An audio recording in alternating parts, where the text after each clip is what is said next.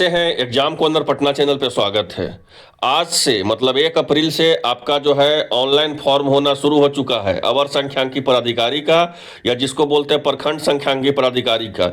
एक बार और हम आपको रिमाइंडर कर देते हैं कि कौन कौन फॉर्म भरेंगे। और सबसे महत्वपूर्ण चीज़ है कि जून में इसका परीक्षा हो जाएगा, एकदम कन्फर्म रहिए। ये मत दुविधा में रहिए कि अभी परीक्षा का जो है तिथि आएगा तब तैयारी करेंगे, ऐसा कुछ भी नहीं है। जून में आपका एग्जाम ले लिया जाएगा। मात्र बिहार के इतिहास में अगर आप बिहार कर्मचारी चयन आयोग का अगर कुंडली देखिएगा, मतलब बीएसएससी का अगर आप कुंडली देखिएगा, तो कोई भी फॉर्म भरने का बीएसएससी, ठीक है, करीब करीब जो है आपका 40 दिन समय देती है। कितना देती है? तो अप्रोक्स जो है 40 से 35 दिन समय देती है। 40 दिन है तो 35 दिन, लेकिन मात्र यहाँ जो है 19 दिन समय दिया जा रहा है। 19 दिन, वही पेमेंट का मान लिएगा तो 17 दिन ही, ठीक है। तो ऐसे में 19 दिन और 17 दिन ही क्यों समय दिया जा रहा है? क्योंकि इसको परीक्षा बहुत जल्दी लेना है।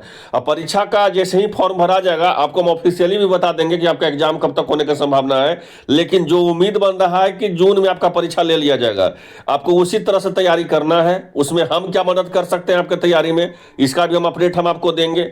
और सबसे महत्वपूर्ण चीज हम आपको एक जानकारी और दे दें जो आप नहीं जानते होंगे, कि बिहार का भी जो है खास करके अभी का एक रोल रहा है। मतलब बिहार का भी 3 साल का अगर पैटर्न देखिएगा, 3 साल का कोई भी परीक्षा का अगर आपको निकालना होगा तो उसका 3 साल का पैटर्न देखिए। 3 साल का पैटर्न बिहार में देखिएगा। कोई भी एग्जाम बिहार में 3 साल का जो है, जो एग्जाम हुआ है 3 साल में, आप उसका पैटर्न देखिए तो एक चीज उसमें कॉमन है। क्या कॉमन है? तो तीनों का जो आपका क्वेश्चन पूछा गया है, मतलब 3 साल का पैटर्न का, मतलब 3 साल में जो भी बिहार में परीक्षा हुआ है उसमें जो क्वेश्चन पूछा गया है उसमें आपका 80% जो है आपका प्रीवियस ईयर का क्वेश्चन है।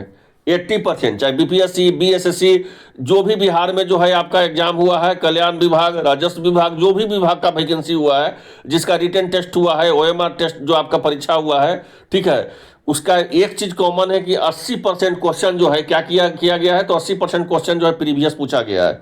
मतलब जो क्वेश्चन ऑलरेडी बिहार में पूछा गया है। अब बिहार का हम आपको दूसरा कॉमन चीज बता दें, ये सब कोई नहीं बताएगा आपको।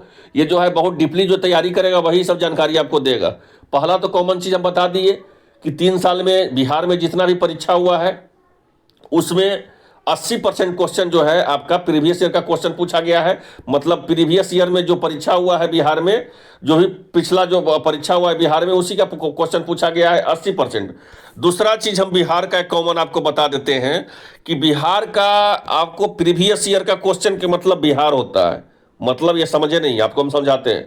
मतलब बिहार का जो आपको परीक्षा होगा, चाहे अवर संख्यांकी पदाधिकारी का हो, बीएसओ आपका जो है बीओ का, ब्लॉक एजुकेशन का हो, या आपका जो बीपीएससी के द्वारा जो भी आगामी परीक्षा होने वाला स्टेटिकल ऑफिसर का है, और सारा जो एग्जाम बीपीएससी एएसओ का एग्जाम है कभी बीपीएससी के द्वारा, असिस्टेंट सेक्शन ऑफिसर का जो पहले असिस्टेंट का एग्जाम होता था, अब इसको जो है एएसओ कर दिया गया। या बिहार में सचिवालय सहायक का फॉर्म आने वाला है एसएससी के द्वारा, बीएसएससी के द्वारा, बिहार कर्मचारी चयन आयोग के द्वारा।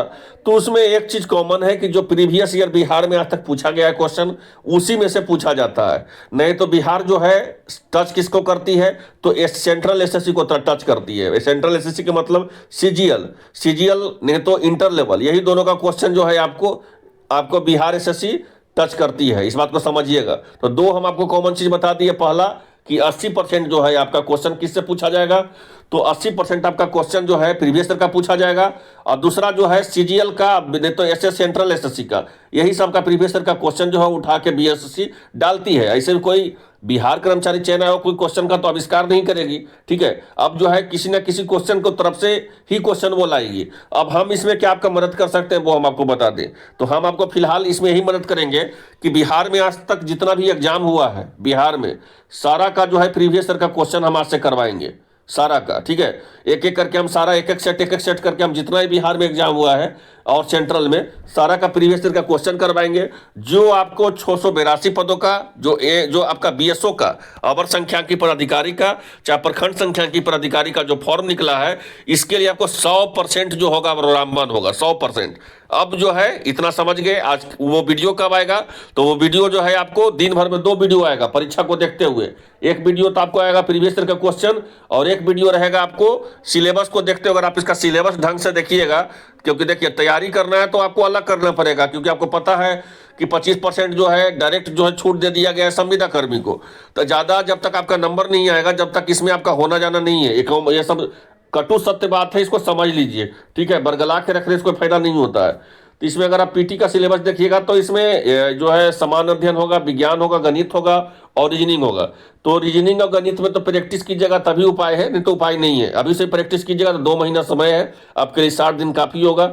लेकिन समान अध्ययन और जो है विज्ञान मतलब साइंस हो गया, और जीके जनरल स्टडी हो गया, और करेंट अफेयर हो गया, ये तीनों के लिए हम आपको बता दिए आज से जो हम करवाएंगे आपको। अवर संख्यांकी पदाधिकारी का हो, चाहे एएसओ का जो बिहार में होने वाला है आपका, चाहे आपका बीएसएससी के द्वारा जो है आपका बीएसएससी के द्वारा जो है आपका सीजीएल का जो वैकेंसी निकलने वाला है सीजीएल 4 में, सारा में जो है ये काम करेगा, ठीक है। तो आप लोग लग जाइए तैयारी में, क्योंकि पहले पीटी का दौर है। पहले पीटी नहीं निकलिएगा तो आप कहानी आपका जो है मात्र 5 गुना ही रिजल्ट आपको पीटी में दिया जाएगा। तो ऐसे में समझ लीजिए कुछ अलग कीजिएगा तभी यहाँ पे रिजल्ट होगा, इस बात को समझ लीजिए। अब नयाज के चक्कर में देखिए, आप सोचिएगा कि हम शुरू से इतिहास पढ़ ले, भूगोल पढ़ ले, राज्य व्यवस्था पढ़ ले, आपका जो है विज्ञान पढ़ ले, आपका करंट अफेयर पढ़ ले, तो ऐसा मुमकिन नहीं है, बिल्कुल नहीं है। अब जो है आपको शॉर्टकट तरीके से आना है, उसमें भी आपको प्रीवियस ईयर का क्वेश्चन पढ़ लीजिए जो 70 से 80% आपका कवर हो जाएगा, और करेंट अफेयर पढ़िए, आपका विज्ञान का प्रैक्टिस सेट दीजिए, जनरल स्टडीज का प्रैक्टिस सेट दीजिए, जो आपका इधर भी काम कर जाएगा और इधर भी काम कर जाएगा। तो वही आपके लिए इंपॉर्टेंट है। ऐसे तो लिखा हुआ रहता है इसमें कि 40% पे रिजल्ट दे देंगे, लेकिन 40-19% पे किसी का नहीं होता है। ये सब कटु सत्य बात है जो हम आपको बता दिए, जो अब मेरा एक्सपीरियंस है वो हम आपको शेयर कर दिए। बहुत सारे अभ्यर्थी ये सोच रहे होंगे कि सर जो यहाँ पे 25 अंक जो है उनको फायदा मिल गया है, तो हम आपको बता दें कि 682 सीट है, ठीक है। ऐसा नहीं है कि 682 में सब जो है संविदा कर्मी पढ़ने वाला ही होते हैं। जो भी संविदा में नौकरी करता है उसका 99% तो पढ़ाई उसी दिन छूट गया, ठीक है। तो ऐसे परिस्थिति में आपको जो भी संविदा कर्मी है उनसे आपको कोई कंपटीशन नहीं है। फिर से समझ लीजिए, उनसे आपको कोई कंपटीशन नहीं है। जो भी संविदा कर्मी है उनसे कोई भी तरह से कंपटीशन आपका नहीं है, ठीक है। क्योंकि उन लोग का जो है ज्यादा 5 सीट, 10 सीट, 15 सीट, 20 सीट से ज्यादा उन लोग जो है आपका नहीं लेंगे।